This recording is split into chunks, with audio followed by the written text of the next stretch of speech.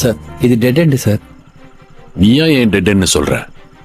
ஓ, வழி இருக்க சொல்ற. சார் ம். இந்த இடத்துல எப்படி சார் இவ்வளோ கூட்டம்? அவன் இடத்த நம்பி ஆரம்பிக்கல, அவனை நம்பி ஆரம்பிச்சிருக்கான். அவன் எங்க கடை வச்சாலும் கூட்டம் அவனை தேடி வரும். எப்படி இருக்கு? சூப்பரா இருக்கு, செமையா இருக்கு. இப்ப புரியுதா ஏன் இவ்வளவு கூட்டம் வருதுன்னு?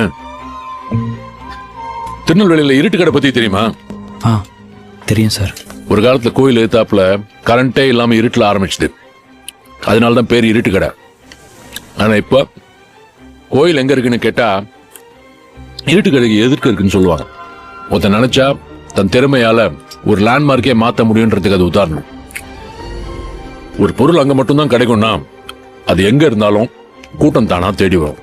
இதோ இந்த மாதிரி பூவை தேடிதான் எப்பவும் வண்டு வரும், வண்டை தேடி பூ போவாது. அதான் இயற்கை.